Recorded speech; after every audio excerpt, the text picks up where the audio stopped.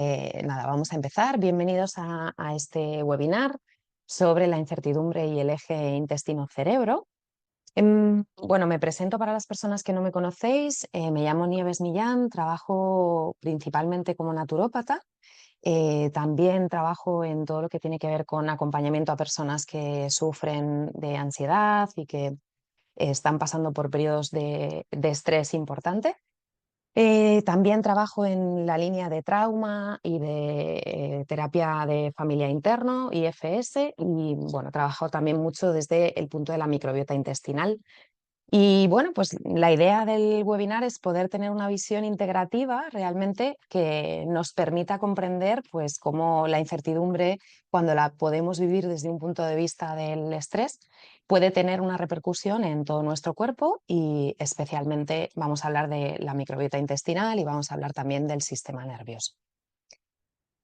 Pues os presento un poco los contenidos, un poco lo que vamos a ver a lo largo de este webinar es lo primero, pues vamos a dar una pequeña definición de qué sería la incertidumbre, aunque evidentemente cada persona lo vamos a vivir desde un lugar diferente.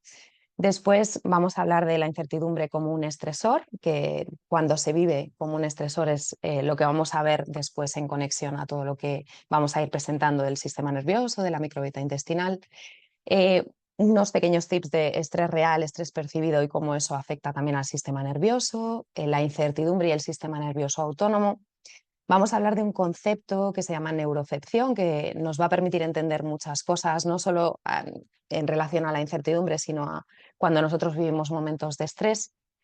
Vamos a hablar del sistema gastrointestinal en conexión con este tema que es la incertidumbre, que va a ser el eje central. Hablaremos un poquito del eje intestino-cerebro, de la microbiota y el impacto que tiene en nuestro organismo. Hablaremos de algunos conceptos básicos de microbiota como eubiosis, disbiosis y permeabilidad intestinal. Hablaremos o citaremos algunos signos o síntomas de cuando las cosas no van bien y si podemos entender qué puede tener que ver con este momento quizás de incertidumbre que estamos viviendo. Y hablaremos al final de pues, algunos complementos naturales que nos pueden ayudar cuando estamos atravesando un momento así y también algunos recursos que podrían ser útiles para fomentar un estado de bienestar en nuestro día a día. Así que vamos a comenzar, pues simplemente, como os decía, con una pequeña definición de qué es la incertidumbre.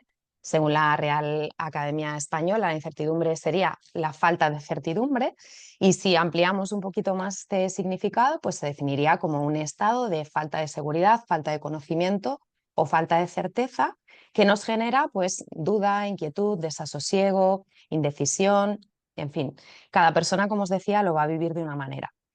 A pesar de que la incertidumbre es una constante en nuestra vida, solemos pretender o es bastante común pretender tener las cosas bajo control y eso nos genera bastante frustración y eso tiene un impacto a nivel biológico en el cuerpo. Existen realmente muy pocas cosas sobre las que tenemos certeza y he citado tres que creo que son las más importantes o las más imprescindibles, que son pues, que cada día amanece, que cada día va a anochecer y que en algún momento dejaremos este plano de existencia, ¿no? Moriremos. Pero pocas cosas más tenemos que nos puedan aportar certidumbre o certeza y por eso la incertidumbre es uno de los factores que normalmente nos suele generar bastante estrés.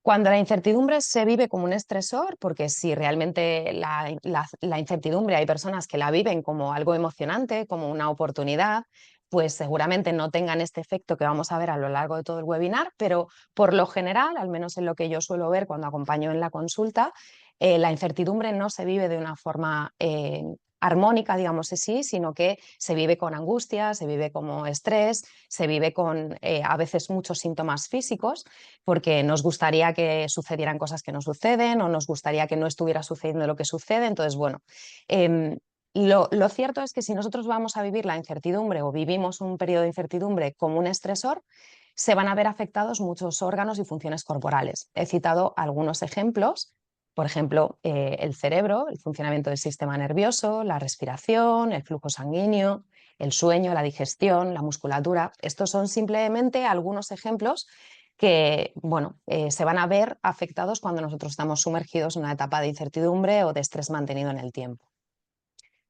¿Qué sería el estrés? También a grandes rasgos, como una pequeña definición, pues es un proceso completamente natural del cuerpo que genera una respuesta automática, física, mental y conductual ante determinadas circunstancias externas y o internas que resultan pues una amenaza o un desafío, ya sean, y esta parte es importante y por eso la he destacado en rojo, reales o percibidas. Em, Incertidumbre, estrés real y estrés percibido. Este sería el ejemplo que siempre ponemos cuando hablamos de estrés. El estrés real sería cuando la supervivencia realmente está en peligro. Pues un ejemplo es estoy en medio de un lugar y me persigue un animal. O estoy para cruzar una calle y de repente veo que me va a atropellar un coche. Ahí realmente hay un peligro de supervivencia y sería un estrés real y la respuesta biológica del cuerpo pues es muy concreta. Pero también vivimos muchas situaciones en nuestro día a día donde se da un estrés percibido, es decir, no está peligrando nuestra supervivencia, pero la respuesta de nuestro cuerpo es la misma, es una activación a nivel biológico de todos los sistemas con una respuesta muy concreta. En este punto siempre me gusta hablar del sistema nervioso, que es una de las partes que vamos a ver y que es esencial comprender que realmente el cerebro no distingue lo real de lo imaginado. Entonces, cuando nosotros estamos en una situación en la que estamos viviendo con estrés, el cerebro lo que va a interpretar, sea una situación real en la que hay peligro de la supervivencia, como hemos visto antes, o sea un estrés percibido en el que no hay un peligro de la supervivencia, siempre la interpretación es la misma. Tu vida corre peligro y como tal el cerebro va a reaccionar de una forma determinada. Como os decía, va a activar una serie de respuestas, va a lanzar una serie de hormonas, una serie de neurotransmisores y todo esto pues tiene unas consecuencias.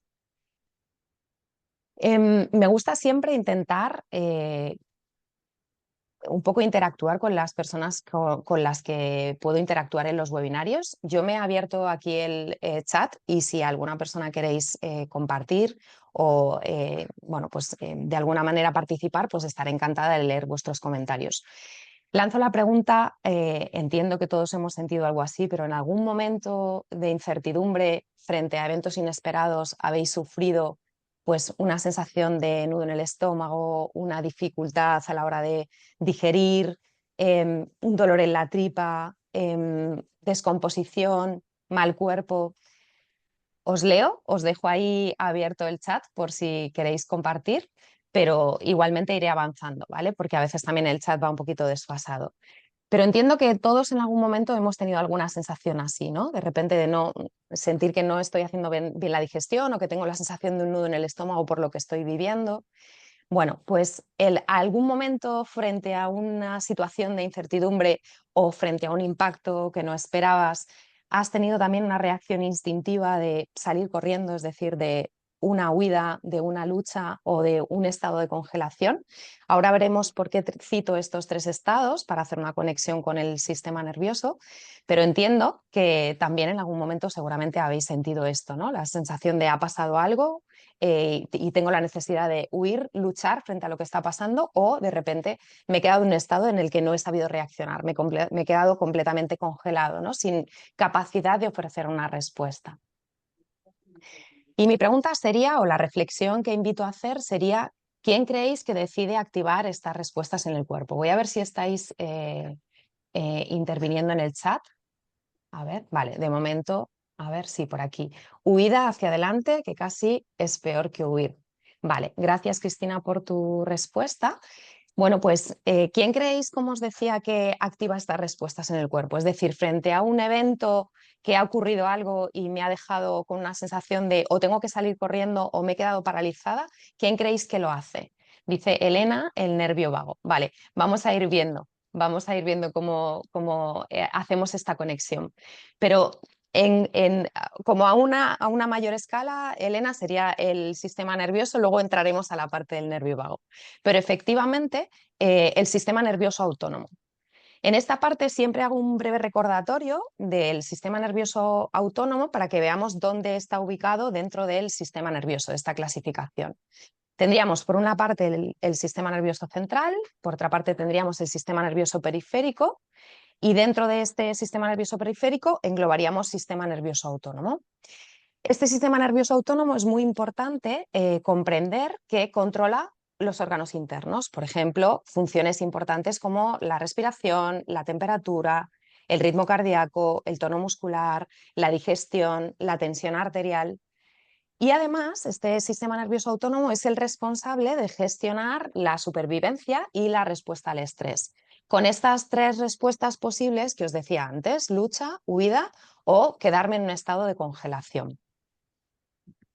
¿Qué podemos hacer en estas situaciones? Sigo estando un poquito pendiente por si queréis compartir algo en el chat. ¿Qué podríamos hacer frente a estas situaciones?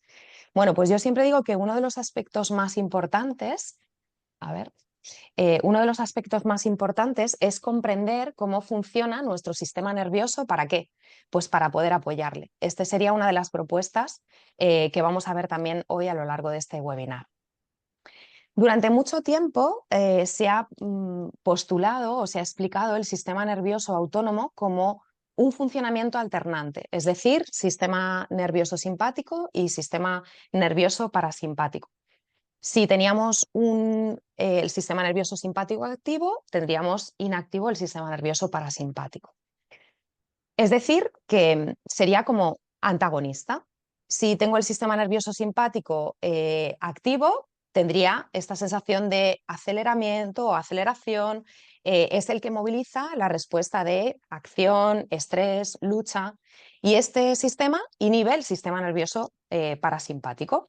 Si tuviéramos muy activado el sistema nervioso parasimpático, según el paradigma antiguo o anterior, estaríamos en un estado de parasimpaticotonía y este es el que decelera, es decir, que frena el cuerpo y es el responsable de funciones tan importantes y tan básicas como la relajación, la digestión, el sueño, y este sería el que inhibe el sistema nervioso simpático. Sin embargo, actualmente este enfoque del sistema nervioso autónomo ha evolucionado según postula la teoría polivagal de Stephen Porges. Vamos a ver cómo se estructura ahora y nos va a permitir entender muy bien el impacto de la incertidumbre, que es el tema que estamos viendo hoy, pero también del estrés. En lugar de esta alternancia entre dos sistemas, esta teoría lo que dice es que hay una activación secuencial de tres sistemas o tres circuitos neuronales. Tendríamos, por un lado, el sistema parasimpático. Según esta teoría, sería el sistema más primitivo de alimentación y reproducción. Después tendríamos el sistema simpático, que sería un sistema más sofisticado que el anterior, que ya permite la defensa y la movilidad. Y luego hay un tercer sistema, que sería el sistema social, que es un sistema mucho más complejo que va a permitir el vínculo social y va a permitir el lenguaje, con lo cual es un sistema mucho más evolucionado que los dos anteriores. Así que según la teoría polivagal, el esquema quedaría de la siguiente manera. El sistema nervioso autónomo está dividido en dos ramas y tres vías. Tendríamos la rama parasimpática y esta rama parasimpática, aquí es donde viene un poco el cambio en el paradigma del sistema nervioso autónomo. Tendríamos dentro de la rama parasimpática dos ramas, que sería la rama vagal ventral, que tiene que ver con la seguridad, es decir, cuando estamos en un estado de relajación, de conexión social, de vínculo, cuando estamos tranquilos, cuando estamos motivados. Pero dentro de esta rama parasimpática tendríamos también otra rama que es la vagal dorsal, que es la que tiene que ver con el estado de amenaza. Es decir, cuando estamos en un estado de estrés mantenido, podemos vivir desde un estado de congelación o de un estado de movilización que tendría que ver con el sistema nervioso simpático, que ahora lo vamos a ver.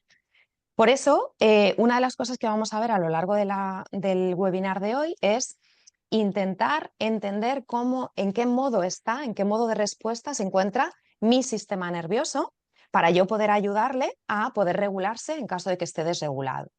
Entonces, como os decía, estamos en sistema nervioso autónomo, dos ramas, rama parasimpática, vagal ventral, seguridad, vagal dorsal, amenaza vital o estado de congelación. Esta respuesta que a veces decíamos antes, que ocurre algo y de repente siento que no puedo ofrecer una respuesta, me he quedado un poco congelado. Y luego estaría la rama simpática, que es la que tiene que ver un poco con esta sensación de peligro y con el estado de movilización. Aquí estarían las respuestas de lucha o huida. Así que estas tres ramas vamos a ver cómo se aterrizan en nuestro cuerpo, ¿vale? O en nuestro momento vital. La rama vagal ventral se activa ¿en qué momento? Se activa cuando nosotros nos sentimos a salvo, seguros, motivados y tranquilos. La rama simpática se activa cuando nosotros nos sentimos en peligro, luchando o huyendo. Si estamos hablando de la incertidumbre desde un punto de vista en el que lo estamos viviendo como un estresor, pues esta es una posible rama que podría estar activa. Es decir, yo estoy en un estado de alerta, de lucha o con sensación de que estoy en peligro. Y luego estaría la rama vagal dorsal, que en este caso, ¿cuándo se activa? Cuando nos sentimos amenazados, atrapados o colapsados. Es decir, sería un estado de colapso y el sistema nervioso está en un estado de no respuesta. Algunos ejemplos para identificar los estados de la teoría polivagal, que lo hago siempre para que lo podáis ir un poco integrando en vuestro momento vital. ¿Cómo estoy? ¿En qué estado me siento o con qué estado me siento más identificado? Pues el estado vagal ventral hemos dicho que se activa cuando siento pues, felicidad, alegría, cuando estoy calmado, cuando estoy ilusionado, cuando estoy motivado. ¿Y cuándo se suele activar? Pues cuando estoy haciendo pues, lo que me gusta, cuando estoy con personas con las que tengo un vínculo importante, con las personas que me siento seguro, que me siento querido, que me siento escuchado. Y yo en concreto lo defino como un estado de armonía. Ahí, por ejemplo, mi propuesta sería que tú identifiques cuando estás en este estado y con qué palabra lo definirías para ti, si sería armonía o sería otra palabra. Si nos vamos al estado simpático, cuando se activa, normalmente, ¿qué sentimos? Pues sentimos ansiedad, siento rabia, siento enfado, puede manifestarse como taquicardia, como sensación de impaciencia. ¿Cuándo se suele activar? Pues en mi caso, que yo os estoy poniendo ejemplos que suelen ser así en la mayoría de las personas, pues a lo mejor cuando yo no pongo un límite, cuando no me respeto, cuando no me escucho. Y en este caso se puede definir como, por ejemplo, un estado de agitación. En mi caso yo lo defino como agitación, otra persona a lo mejor le pondría otra palabra. Y el estado vagal dorsal, pues cuando se activa, en mi caso yo, por ejemplo, pues puedo sentir bloqueo, sensación de parálisis, sensación de desmotivación, sensación de que no tengo respuesta posible, que me siento atrapado con lo que está ocurriendo, desanimado, tristeza. Cada persona seguramente pondríais ahí vuestras propias sensaciones. ¿Y cuándo se suele activar? Pues cuando a lo mejor he de afrontar algo que para mí es un reto demasiado grande, cuando tengo que afrontar un miedo, cuando no encuentro el sentido.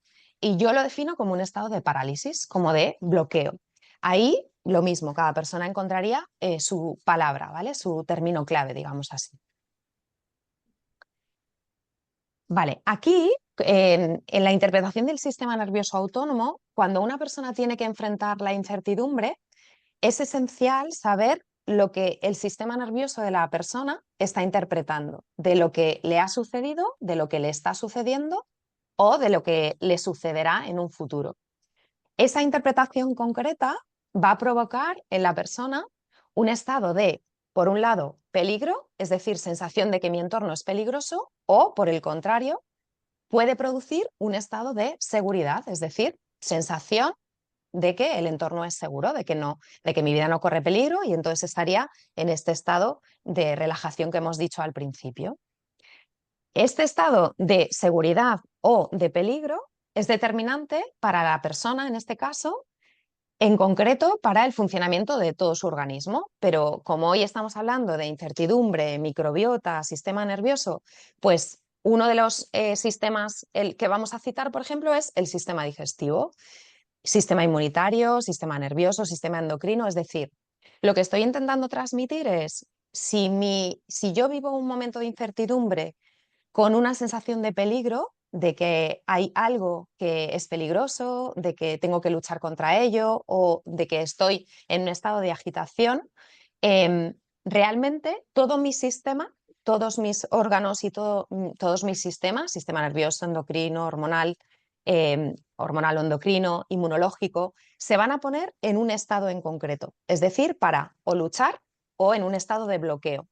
Si por el contrario yo vivo la incertidumbre como una emoción, como una oportunidad, como, ay, pues a ver qué me trae esta etapa de mi vida, yo voy a interpretar, o mi sistema nervioso, mejor dicho, va a interpretar un entorno seguro, con lo cual la respuesta en la que se van a poner todos el estado y la respuesta que va a ofrecer mi cuerpo va a ser de seguridad. Con lo cual, pues mi sistema digestivo va a estar preparado para hacer bien la digestión, mi sistema nervioso va a estar preparado para combatir cualquier proceso infeccioso, mi sistema nervioso va a estar regulado de forma que yo pueda descansar bien, que yo pueda relacionarme bien con los demás, en un estado de armonía.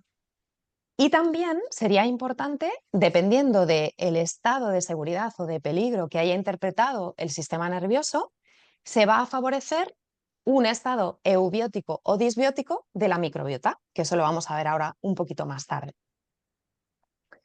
Mirad, un concepto que considero esencial, que permite entender muy bien el impacto que tienen las situaciones de estrés mantenidas en el tiempo en nuestro sistema nervioso, tiene que ver con lo que se llama neurocepción o detección sin conciencia. Esta interpretación que decíamos antes de cómo interpreta mi sistema nervioso el entorno, si es peligroso o es seguro, realmente se hace a través de la neurocepción. ¿Qué es la neurocepción? Es un proceso que describe cómo nuestro sistema nervioso autónomo recibe información sin recurrir a las partes pensantes del cerebro. Es decir, responde a las señales de seguridad y de peligro que decíamos antes.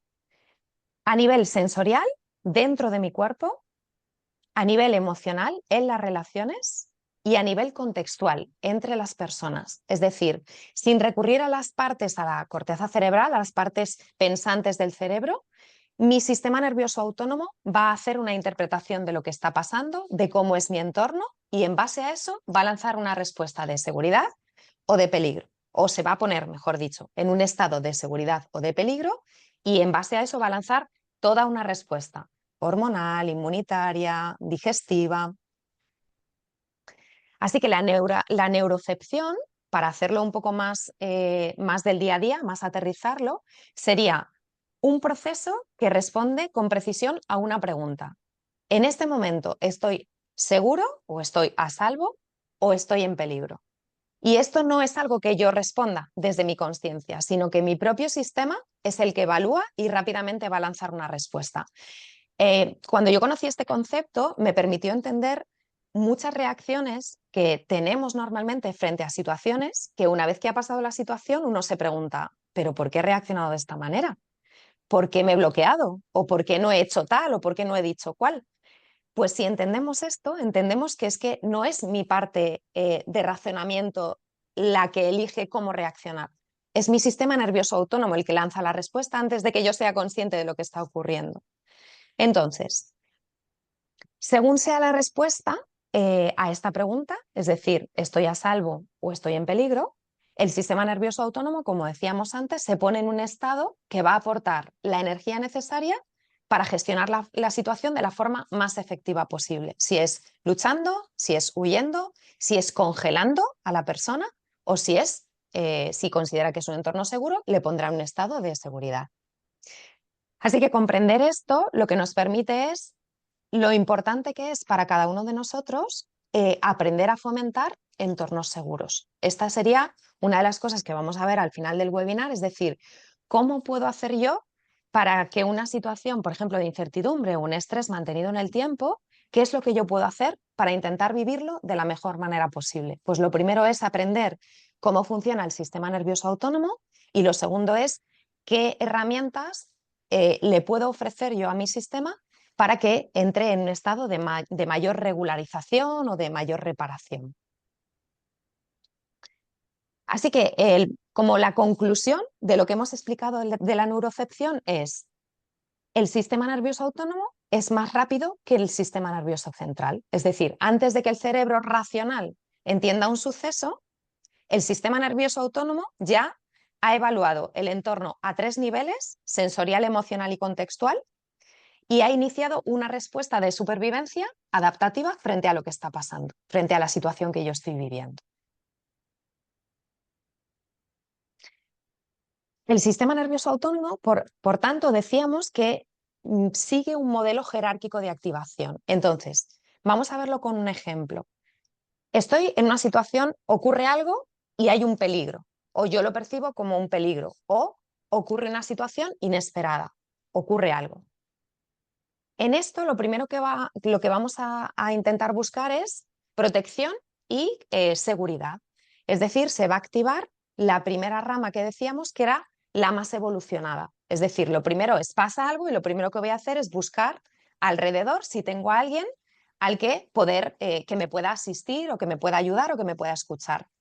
Y esta sería la activación de la rama parasimpática vagal ventral, que sería este sistema de vínculo de involucración social.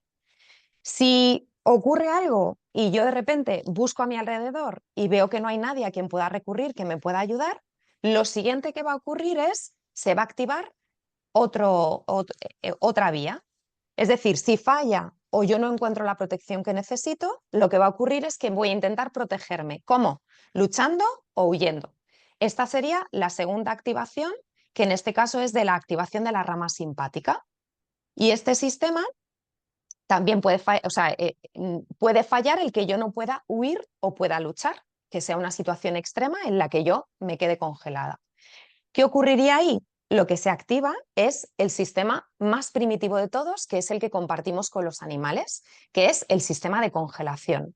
En este caso se activaría la rama parasimpática vagal dorsal y sería el sistema de defenso pasivo. No sé si habéis visto alguna vez en los documentales cuando un animal muy pequeño eh, puede ser cazado o puede ser comido, más que cazado, por un animal muy grande, a veces entra en un estado de congelación.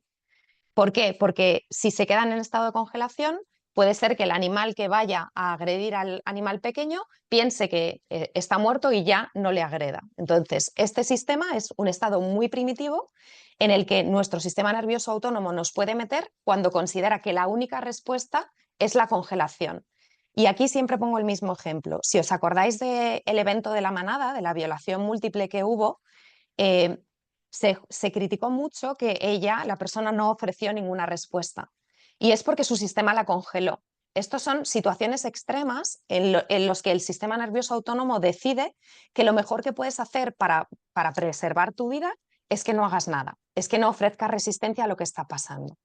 Entonces, esto, que es una situación extrema, a veces en situaciones que nosotros vivimos, ocurre en espacios de lapsos más cortos de tiempo. Pero la típica situación que os decía antes, que me quedo, que no sé, no, me he quedado congelado. No, ha sido tan impactante lo que ha ocurrido que yo no he podido reaccionar como me hubiera gustado. Otro aspecto importante, recordad que estamos hablando de la incertidumbre y de cómo la incertidumbre, si lo vivimos en momentos de estrés, puede tener un efecto sobre nuestro sistema nervioso, por supuesto, pero nuestro sistema digestivo, que vamos a ver también ahora la conexión con la microbiota y con el intestino. Pues otro concepto importante se llama ventana de tolerancia y que nos permite también entender muy bien cómo funciona el sistema nervioso y sobre todo cómo le podemos intentar ayudar. ¿Qué sería la ventana de tolerancia? La ventana de tolerancia sería el margen de intensidad emocional que somos capaces de sostener. Es decir, la capacidad que yo tengo para, sin desregular el sistema nervioso, sin desestructurarme por completo, enfrentar, en este caso he puesto la incertidumbre en rojo porque es lo que estamos hoy viendo en el webinar, pero la incertidumbre, la adversidad o cualquier suceso. Aquí nos encontramos con diferentes personas. Hay personas que por su naturaleza tienen lo que se llama un margen amplio de tolerancia emocional, es decir, son capaces de sostener sin desregular el sistema nervioso situaciones que para otras personas son completamente desestructurantes. Y sin embargo, como decíamos, hay otras personas que tienen un margen muy estrecho de tolerancia emocional, que un mismo evento que a una persona no le genera ningún problema o le genera una pequeña agitación, pero lo puede gestionar perfectamente, a otra persona la bloquea por completo. Esto es un gráfico que habla de las zonas de activación de la ventana de tolerancia. En este caso, si veis la zona central, sería lo que es la ventana de tolerancia en la que el sistema nervioso está pudiendo dar una respuesta medianamente normal, es decir, está regulado. Cuando lo que ocurre nos impacta tanto que nos saca de nuestra ventana de tolerancia, se habla de una sensación de o un estado de hiperactivación, es decir, de una profunda sensación de peligro. Previamente a esta sensación hemos podido pasar por una sensación de amenaza, es decir, lo que ha pasado, siento que no tengo recursos, que estoy solo, que no puedo recurrir a nadie y entonces empiezo a sentirme amenazado. Si el evento sigue subiendo en intensidad, entrará el sistema nervioso en un estado de hiperactivación. Y puede ocurrir lo mismo desde la franja inferior a la franja blanca que veis. Es decir, puedo entrar en un estado de hipoactivación, me empiezo a agobiar, empiezo a tener la sensación, lo mismo, de que no sé qué hacer, me empiezo a bloquear y puede haber un estado de disociación en el que hay ya una desconexión, el sistema nervioso ya no está regulado y entro en un estado de parálisis. Aquí la ventana de tolerancia la podemos relacionar con lo que hemos explicado antes de la rama simpática, de la rama vagal ventral y de la rama dorsal.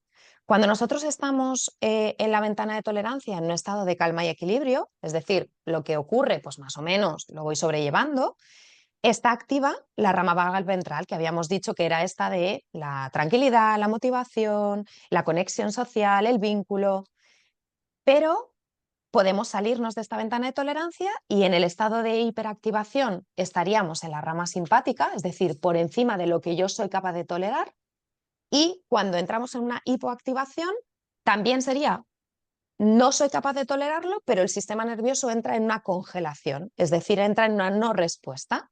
Y en este caso estaría activa la rama vagal dorsal, es decir, por debajo de la ventana de tolerancia. En esta imagen tenéis un ejemplo de cómo se puede desregular el sistema nervioso. En la parte superior, en la franja azul, tenéis las rayitas sería el margen de tolerancia que yo tengo frente a las situaciones que estoy viviendo en mi día a día. Entonces estoy en un nivel de tolerancia adaptado y el sistema nervioso está regulado. Eso no significa que yo reciba una llamada y me pueda poner nerviosa o pueda tener un pequeño disgusto, pero mi sistema nervioso sigue respondiendo de una forma armónica, es decir, no hay, por ejemplo, perder esfínteres, como puede pasar cuando tengo una desregulación importante del sistema nervioso, o tener un ataque de ansiedad, una crisis de pánico. Esto ya sería una desregulación del sistema nervioso. Pues en el ejemplo, en la parte inferior, tenéis un ejemplo de cómo se producen todas estas oscilaciones que ya se salen de lo que yo puedo tolerar y entonces ahí ya tengo una respuesta completamente desregulada del sistema nervioso. Cuando el sistema nervioso se desregula, ya es más difícil y necesitamos más tiempo para volver a la regulación. Por eso a mí me gusta mucho siempre proponer que aprendamos herramientas para poder aumentar la ventana de tolerancia, es decir, que yo sea capaz de enfrentar sucesos que antes yo no podía enfrentar sin que mi sistema nervioso se desregule. Luego veremos al final algunas propuestas.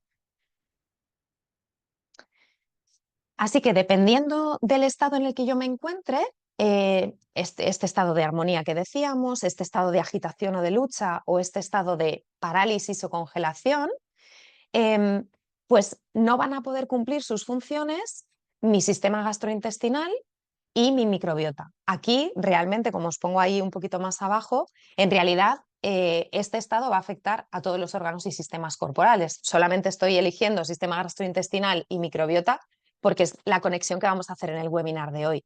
Pero si nosotros entendemos todo lo que hemos hablado hasta ahora, entenderemos que cuando hay una desregulación del sistema nervioso, la expresión de esa desregulación se puede expresar en cualquier sistema corporal. Puede ser el sistema respiratorio, puede ser el sistema gastrointestinal, puede ser el sistema circulatorio, es decir, todos los sistemas corporales van a sufrir este estado de desregulación. Pues vamos a ir haciendo un poco esta conexión que decíamos, ¿no? De intentar tener una visión integrativa de cómo una época de incertidumbre puede tener todo este efecto a nivel fisiológico en el cuerpo. Bueno, pues existen distintas estructuras que componen el tubo digestivo, pues boca, faringe, esófago, estómago, intestino delgado y colon, y en ellas se produce la digestión y la absorción de nutrientes con ayuda, por supuesto, de otras glándulas y otros órganos como es el caso de las glándulas salivales, como es el hígado, por ejemplo, la vesícula biliar y el páncreas, que son órganos que son muy importantes también para todo el proceso digestivo.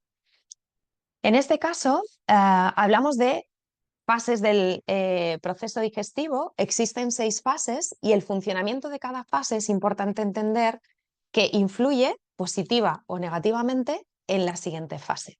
Al final siempre el cuerpo funciona como un todo y mantener esta visión integrativa implica que aunque una parte del cuerpo o un órgano o un sistema esté dando una disfunción, realmente hay una disarmonía entre la conexión del funcionamiento armónico del cuerpo. Pues esto también ocurre en lo micro, por ejemplo, en las fases del proceso digestivo. En este caso, hablamos de 6 fases, hemos dicho: ingestión, secreción, motilidad, digestión, absorción y eliminación. Pequeño resumen de cada una. La ingestión sería la introducción de alimentos sólidos y líquidos en la boca. Y en esto sí me voy a parar porque es el único que es el paso voluntario, es decir, es el único paso voluntario consciente que yo puedo hacer. Es determinante lo que yo elijo para comer en la ingesta de mi día a día, porque de ello va a depender que el cuerpo pueda o no pueda obtener los nutrientes que va a necesitar para cumplir todas sus funciones. Hablamos de producción de hormonas, síntesis de neurotransmisores, proceso digestivo, todo, absolutamente todo en el cuerpo. Así que en esta fase, por ejemplo, es esencial la masticación y en ella comienza, por ejemplo, la digestión gracias a la amilasa y otras sustancias. Pareciera, luego lo veremos, que esta fase puede ser la más importante por esto que decimos, es decir, es determinante si yo elijo comer alimentos que tienen nutrientes y que no son robadores de nutrientes, para que el resto de las fases funcione bien y para que el resto de funciones corporales se pueda cumplir. Después tenemos la secreción, que en este caso sería la liberación de jugos digestivos, esenciales para la digestión. Es un proceso automático y facilita la digestión de alimentos. Los jugos digestivos, pues bueno, contienen enzimas, ácidos biliares, moco, bilis. Bueno, esto simplemente para ir entendiendo cómo en cada una de las fases hay momentos importantes y cómo en cada una de ellas repercute la anterior. La motilidad, que es otra fase importante, mezcla y propulsión del alimento a través del tubo digestivo, también es un proceso automático. Hemos dicho que el único voluntario es el primero, es la primera fase, y es importante que haya estos movimientos de contracción y relajación para que se pueda dar todo este proceso de mezcla de alimentos con las secreciones de la fase anterior y la propulsión a lo largo de todo el digestivo para terminar en la fase final. La digestión, que sería la conversión de alimentos en moléculas asimilables, pues es un proceso mecánico y químico que transforma los alimentos. En la digestión mecánica son los dientes los que trituran el alimento y el músculo del estómago y el músculo del intestino los mezclan. Y luego en la digestión, la parte química, tendríamos las enzimas, que son las que van a dividir las moléculas grandes en pequeñas para este proceso de digestión. Después tendríamos la fase de absorción, que sería la absorción de lo digerido en forma de nutrientes. Y este también sería, hemos dicho, un proceso automático que va a permitir pasar lo que ya hemos digerido a sangre y linfa. Aquí algunos datos del intestino delgado, que absorbe el 90% de los nutrientes, después el estómago y el intestino grueso absorben el restante y llegaríamos a la fase final, la eliminación o la egestión, que sería la eliminación de los residuos derivados de todo el proceso anterior, ¿vale? De todo el proceso digestivo. Igualmente también es un proceso automático que permite eliminar los residuos al exterior y en este caso, pues si no se produce este proceso, se van a acumular residuos que van a ir generando inflamación y una intoxicación endógena. Entonces, este proceso, lo que os decía antes, estas 6 fases, cabe preguntarse cuál sería la fase más importante. Siempre que hablo de esto, pues hay gente que me dice todas son importantes y hay personas que me dicen la primera más importante es la primera es la más importante por esta parte que decíamos de elección voluntaria. Bueno, pues ahí es lo que os pongo, que realmente todas las fases son muy importantes. Si nos tenemos que quedar con una en especial, sería esta primera, porque es determinante lo que yo elijo para todo lo que ocurre después, si hay o no nutrientes, si hay suficiente secreción de ácido clorhídrico dependiendo de los alimentos que yo elijo comer, es decir, realmente sí influye mucho la primera fase, pero todas son esenciales para que se produzca todo el proceso completo. Así que el mal funcionamiento de una fase va a afectar al resto de las fases y esto puede generar problemas digestivos, pero no solo digestivos, también extradigestivos. Y esto tiene mucha relación también con el estado de la microbiota y los metabolitos que va a generar la microbiota. Si es una microbiota patógena, por ejemplo, pues va a generar, por ejemplo, un dolor de cabeza, unas migrañas, un problema de piel, con lo cual no va a ser solo expresión sintomatología digestiva como unos gases o una hinchazón, sino también vamos a encontrar fuera del sistema digestivo.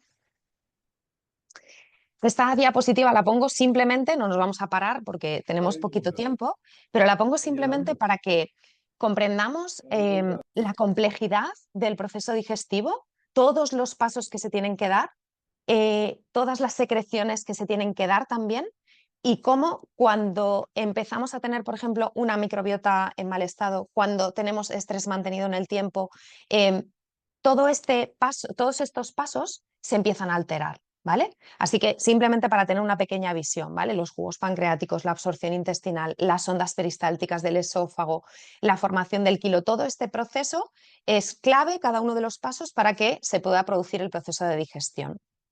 Digestión, absorción, eliminación, todo lo que hemos dicho antes. ¿Qué ocurre? Que todas estas estructuras que hemos visto antes pueden expresar signos de desequilibrio y, como decíamos, se pueden expresar a nivel digestivo y extradigestivo. Bueno, pues aquí la misma diapositiva de antes, algunos ejemplos de posibles signos de desequilibrio que podemos tener. Por ejemplo, a nivel del paso de la deglución, pues podemos tener imposibilidad de tragar, una disfagia.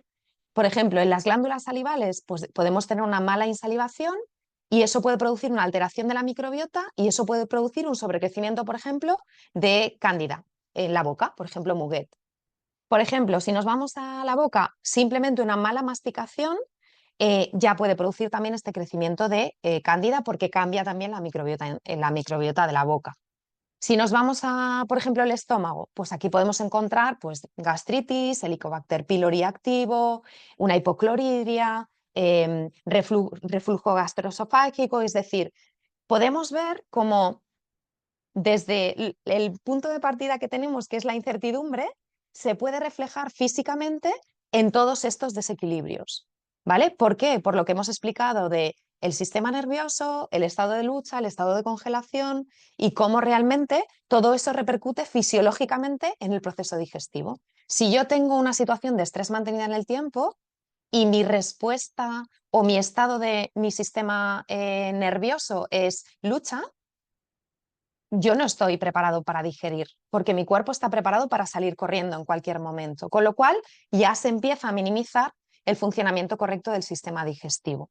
Esta sería un poco la idea que quiero ir transmitiendo a lo largo de todo el webinar, de que vayamos haciendo como esas conexiones, porque a veces parece que está todo inconexo. Tengo estrés que tendrá que ver con mi sistema digestivo. Pues ahí están todas las conexiones que estamos explicando. Bueno, de microbiota hay muchísimo que hablar y tenemos muy poquito tiempo, pero simplemente algún pequeño apunte, ¿vale? Somos un 50% microbio y un 50% humano. La masa de la microbiota siempre se decía que pesaba entre 1 y 2 kilos, ya se estima y se sabe que no es así, que son unos 200 gramos, depende del peso de la persona, que son billones de microorganismos los que nos habitan y que realizan funciones súper importantes en nuestro cuerpo y que nuestra salud depende directamente de ellos y de esto que estamos diciendo, de cómo estemos viviendo las situaciones, de cómo esté nuestro sistema nervioso y de qué tipo de respuesta esté en activo. La microbiota intestinal tiene un papel muy importante, por supuesto, pero no es la única microbiota. Tenemos microbiota en la piel, tenemos microbiota en la zona de la boca, tenemos microbiota vaginal y todas ellas son muy importantes también. Y se estima que el 90% de las patologías tienen de una forma o de otra relación con un desequilibrio de la microbiota. Bueno, esto es un poco técnico, simplemente voy a citar algunas cositas, simplemente entender que la microbiota es el conjunto de microorganismos que reunidos en un nicho ecológico en concreto pueblan un hábitat y que tienen unos grupos que son estables y otros que son variables, que serían la microbiota autóctona y la microbiota alóctona. La microbiota de los seres humanos hace referencia pues, al conjunto de microorganismos que viven sobre la piel y en las cavidades y que tienen comunicación con el exterior. ¿Qué diferencia hay con microbioma? Pues microbioma sería el conjunto de microorganismos que habitan nuestro cuerpo más sus genomas, es decir, sería la microbiota más el material genético. Esto que os decía es simplemente entender que tenemos una microbiota autóctona, es decir, que son microorganismos que colonizan de manera estable la superficie epidérmica y los conductos y cavidades del y que cada localización, a su vez, tiene unas condiciones ambientales y tiene una disponibilidad de nutrientes diferente, lo que determina que esté colonizada por diferentes tipos de microorganismos. Y luego tendríamos la microbiota alóctona, que son microorganismos que acceden a un hábitat que ya está colonizado por la microbiota autóctona y que son transeúntes, ¿vale? Que no están siempre con nosotros.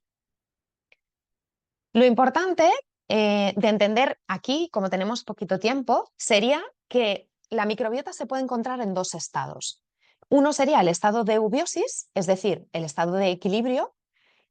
Tanto la cantidad como la calidad de microorganismos está en equilibrio y es capaz de llevar a cabo todas las funciones, tanto metabólicas como neurológicas, como inmunitarias y de barrera protectora en un individuo sano. Esto sería el estado de eubiosis, es decir, yo tengo mi microbiota en equilibrio.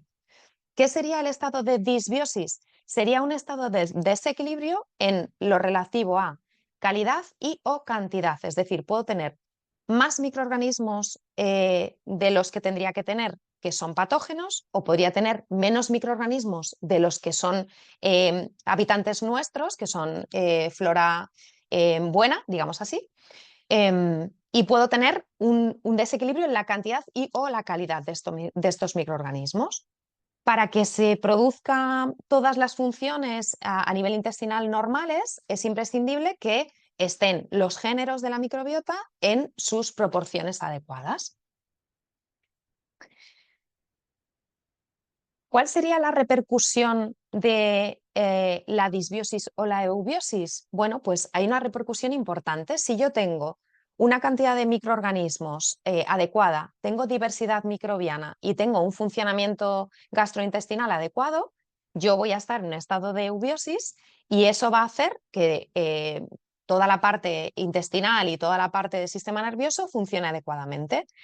¿Qué ocurre? Que cuando yo tengo un estado de disbiosis, tengo los microorganismos saprofitos, que son los buenos, en cantidad inferior, o tengo menos diversidad microbiana de la deseable, o tengo un mal funcionamiento gastrointestinal. Esto va a repercutir en el sistema nervioso y va a repercutir a nivel intestinal y en toda la parte digestiva y extradigestiva, como decíamos antes. ¿Por qué? Porque la microbiota eubiótica va a producir metabolitos, es decir, sustancias que van a ser beneficiosas. Un ejemplo, por ejemplo, son los ácidos grasos de cadena corta y una microbiota disbiótica, es decir, una microbiota patógena, digamos así, producirá metabolitos perjudiciales, por ejemplo, un exceso de indol, de escatol o de sustancias que se convierten en sustancias tóxicas y que nos pueden producir síntomas digestivos y extradigestivos. ¿Qué causas principales podemos encontrar de disbiosis intestinal? Bueno, aquí os he citado algunas, pues una insuficiente masticación, una ingesta de fármacos, estrés crónico, exposición a dispositivos, exposición a tóxicos, vivencias traumáticas, hipocloridria, dieta inadecuada, edad avanzada.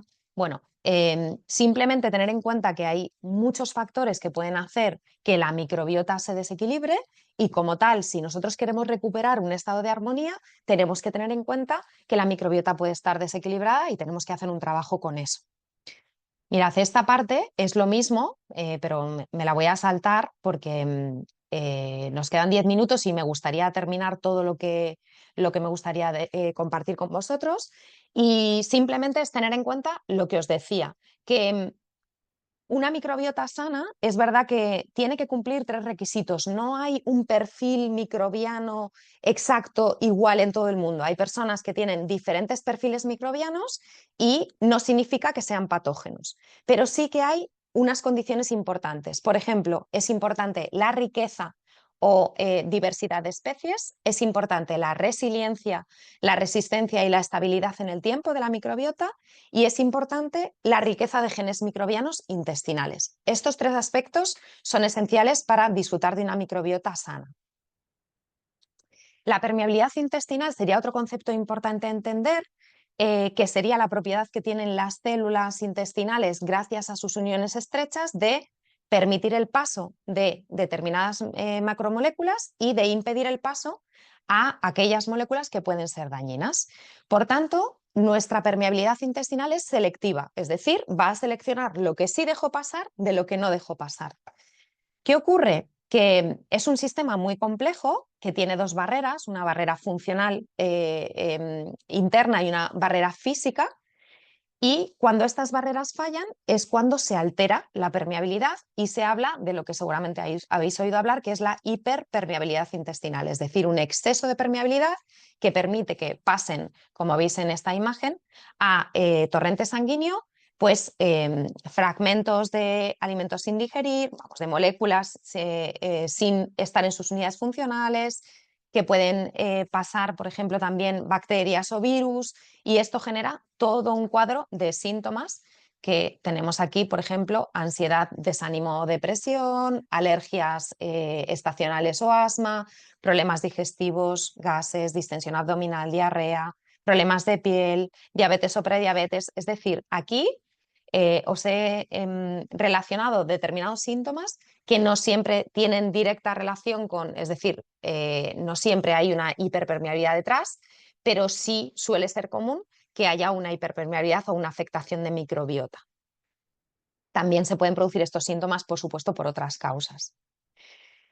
Es importante entender, como decíamos antes, la microbiota intestinal, cómo se vincula con el estrés y con la incertidumbre. Si yo tengo un estrés crónico y vivo este momento de incertidumbre, esto va a estimular la glándula pituitaria, esto va a estimular la hormona CTH, va a estimular el cortisol y esto va a producir, si está mantenido en el tiempo, una supresión de nuestro sistema inmune y un desbalance de esta microbiota que estamos hablando. Así que el estado de la microbiota, si está en eubiosis o en disbiosis, va a influir directamente en la regulación del eje hipófisis, hipotálamo, adrenal, en la producción de neurotransmisores, en la regulación de nuestro sistema inmunológico, en la producción de ácidos grasos de cadena corta, es decir, en infinidad de funciones. Esto simplemente es una imagen, ¿vale? No me voy a detener aquí porque es un poco más complejo, pero simplemente entender cómo funciona un estresor agudo cómo funciona de diferente de un estresor crónico. Nuestro sistema está completamente preparado para que haya una liberación de cortisol frente a un estrés agudo y que luego se produzca una retroalimentación negativa y se haga un control de la parte del cortisol. Sin embargo, nosotros podemos estar con una hiperactivación de este eje. ¿Por qué? Porque tengamos un estresor crónico. Por ejemplo, este proceso de incertidumbre que estamos viviendo como un estrés mantenido en el tiempo. En este caso, ¿qué ocurre? Pues que este activador lo que hace es que se libere CRH, se libere ACTH desde las zonas superiores del cerebro y finalmente se libere cortisol. ¿Pero qué ocurre? Que la retroalimentación negativa es débil y entonces se va manteniendo el cortisol sin hacer esta regulación. Por eso es tan diferente el proceso de estrés agudo del proceso de estrés crónico en el impacto que tiene en todo nuestro organismo.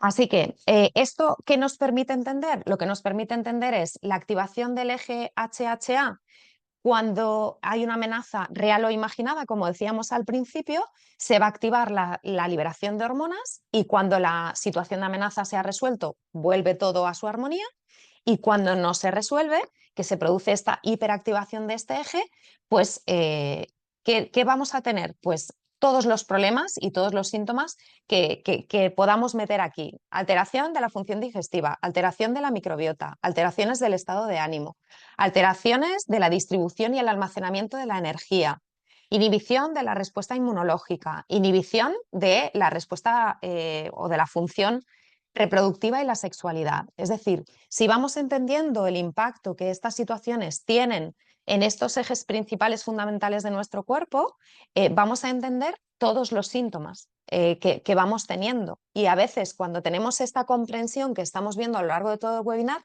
entendemos que hay una conexión de síntomas que aparentemente no están interconectados entre sí. Esto es lo que os he comentado antes, de que la microbiota disbiótica e eubiótica repercute directamente en nuestro comportamiento, en nuestro estado de ánimo, en cómo yo me siento, en los pensamientos o en las emociones. Y simplemente tener en cuenta que cada pensamiento y cada emoción se traduce en cambios fisiológicos en el cuerpo, es decir, el sistema nervioso va a tener unos neurotransmisores concretos, el sistema nervioso, el sistema endocrino, perdón, unas hormonas, el sistema inmunitario unas citoquinas y la microbiota un tipo de microorganismos en concreto. Así que ahí nos permite ver toda la conexión realmente. Hay una relación multidireccional entre estrés, cerebro, sistema nervioso, estado de la microbiota y desórdenes digestivos, como estamos viendo desde el principio del webinar. Bueno, aquí alguien dijo al principio el nervio vago. Efectivamente, el nervio vago sería la conexión esencial, ¿vale? Que hablábamos del eje intestino-cerebro y esta conexión se produce a través del nervio vago. Simplemente deciros que el nervio vago es fundamental porque hace una irrigación de muchísimos órganos. Ahora os voy a poner una imagen y lo vais a ver mucho mejor, pero se extiende a través de cuello, tórax y abdomen y envía a ramas nerviosas a órganos vitales, pues corazón, pulmones, esófago, estómago, intestino delgado, ahí tenéis todo, intestino grueso, hígado, páncreas y riñones. Con lo cual, cuando yo hago una estimulación o un trabajo sobre el nervio vago, realmente estoy influyendo positivamente también en el funcionamiento de estos órganos. Aquí veis en la imagen, toda esa zona amarilla sería la inervación y el recorrido de nuestro nervio vago. Como os decía, hay una comunicación, hay una función de comunicación del nervio vago que permite mantener una comunicación constante entre el cuerpo, es decir, los órganos, y el cerebro y el sistema nervioso. Nos va a ayudar a mantenernos seguros. Lo importante entender del nervio vago es que el 80% de las fibras son aferentes, es decir, llevan información del cuerpo al cerebro, y el 20% son fibras eferentes, llevan información del cerebro al cuerpo.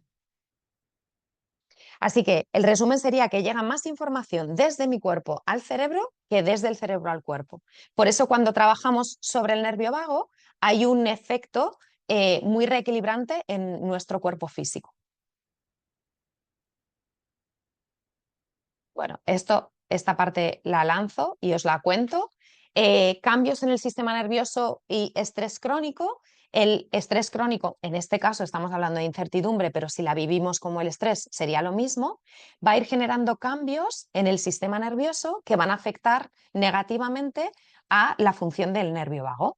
Algunos cambios esenciales serían pues, que se suprime la actividad parasimpática con la consecuencia que es no duermo, no puedo descansar o no puedo dormir, no puedo hacer bien la digestión, no puedo tener un estado de ánimo armónico. Y también se produce una sensibilización del eje anterior que hemos visto, del eje HPA o HHA. Es más reactivo, tengo menos tolerancia a las situaciones de estrés y tengo el cortisol mantenido en el tiempo. ¿Qué complementos? Nos quedan, nada, 2 minutos.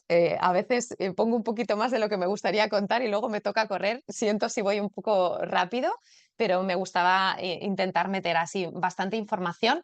¿Qué podemos hacer? ¿Qué complementos naturales en tiempos de incertidumbre? Bueno, aquí os he puesto algunos ejemplos, os los cuento. Melena de león es un hongo medicinal interesante porque hace un trabajo intestinal y también un trabajo de sistema nervioso. Podemos también recurrir a la glutamina de calidad Kiowa cuando tenemos un problema de hiperpermeabilidad intestinal. Podemos recurrir a un apoyo a través de la alimentación y también a través de la suplementación de ácidos grasos de cadena corta, como el butirato, por ejemplo, que ayuda a disminuir la inflamación. Podemos recurrir a enzimas digestivas mientras solucionamos el problema de fondo, equilibramos el sistema nervioso para ayudarnos a este proceso digestivo, a poder digerir mejor, a tener menos gases, a tener menos inflamación. También podemos recurrir a algunos recursos naturales para el sistema nervioso. Aquí tenemos infinidad de recursos. Yo he elegido algunos, por ejemplo, he elegido alguna planta adaptógena, por ejemplo, la rodiola, nos ayuda a adaptarnos mejor a las situaciones de estrés. La ashwagandha, con alguna peculiaridad, porque la ashwagandha en algunos casos no sería recomendable utilizarla, pues por ejemplo, en algunas personas puede dar síntomas gastrointestinales, puede dar somnolencia. En algunos casos con problemas tiroideos no se debería de utilizar. Entonces, siempre recomiendo que recurramos a un profesional que nos pueda asesorar de una forma más particular que puede ayudarnos más. Por ejemplo, las vitaminas del grupo B serían un estímulo esencial para mantener en armonía nuestro funcionamiento del sistema nervioso y, como hemos dicho antes, la melena de león. Otra opción sería la estimulación del nervio vago. Aquí os he puesto algunas opciones, por ejemplo, una respiración lenta y profunda que va a activar el sistema nervioso, este que hablábamos de responsable de la calma, de la conexión y del bienestar. Después, por ejemplo, aplicación de agua fría en la zona del cuello, el recorrido del nervio vago también nos puede ayudar, por ejemplo, en la zona de la cara y en la zona del cuello. Otra forma podría ser lo que se llama el humming o el cantar o tararear con la boca cerrada, por ejemplo, cantar con la boca abierta también, nos puede ayudar también porque hace una estimulación del nervio vago. Otra opción podría ser masajear las orejas, la boca, las manos, el cuello. También nos ayuda, ahí veis el recorrido también de este nervio, con lo cual también nos ayuda a hacer esta regulación del sistema nervioso. Y algunas herramientas, bueno, aquí os he lanzado muchas, pero bueno, son más básicas, pues masticar y ensalivar los alimentos, hacer descansos digestivos de 4 horas entre una ingesta y otra para que se active el complejo motor migratorio, hidratarnos con agua de calidad, respetar los biorritmos, evitar los azúcares, el alcohol y los procesados, un ejercicio frecuente de fuerza y cardiovascular, contacto con la naturaleza, grounding, bueno, dormir el número de horas adecuado, una dieta saludable, rica en nutrientes, que no robe nutrientes. Bueno, estas son herramientas más sencillas que he introducido del día a día que todos tenemos como mucho más claros. También, por supuesto, buscar apoyo terapéutico si lo que estoy viviendo sobrepasa mi capacidad de tolerar lo que está ocurriendo. Creo que esta parte es importante, el apoyo terapéutico. Fomentar relaciones sanas en las que me sienta escuchado, en las que me sienta apoyado, atender a mi estado emocional, reducir en lo que sea posible el estrés, informarse y tomar responsabilidad, aprender cómo funciona nuestro cuerpo para poder ayudarle lo mejor posible. Y algunas propuestas finales como, para regular el sistema nervioso que las hemos ido viendo a través de toda la charla. Lo primero y más importante, tomar conciencia de cómo está mi sistema nervioso dentro de los estados de la teoría polivagal que decíamos antes, en qué estado siento que estoy y cuál es mi margen de tolerancia dentro de la ventana de tolerancia. ¿Qué sucesos me sacan? ¿Qué cosas me sacan de la ventana de tolerancia? ¿Y qué puedo hacer para intentar ayudar a mi sistema nervioso? Aquí os he puesto algunas opciones más. Respiración consciente, ya lo hemos dicho. Bailar no tiene que ser de una forma, sino mover el cuerpo, mecer el cuerpo, descansar, escribir, meditar, el silencio, la exposición a la luz solar es fundamental, la autoindagación, masajear, tocar el cuerpo nos da mucha sensación de seguridad. Todo esto que hemos ido viendo a lo largo de todo el webinar también nos va a ayudar en este sentido a regular el sistema nervioso. Aquí termino. Aquí os dejo en la pantalla algunos libros por si os interesa profundizar en temas de microbiota. Un intestino feliz, la microbiota estresada o pon a tono tu microbiota son libros interesantes. Los 2 primeros son de la doctora de la Puerta, una de las mayores expertas en microbiota. El otro es de Mar Alonso, de una naturópata, que es un libro muy completo sobre microbiota también. Y luego también os he elegido algunos libros por si os interesa esto que hemos ido viendo y no lo conocíais, de la ventana de tolerancia, de la teoría polivagal, y también entender un poco cómo el estrés tiene repercusión en todas las funciones fisiológicas.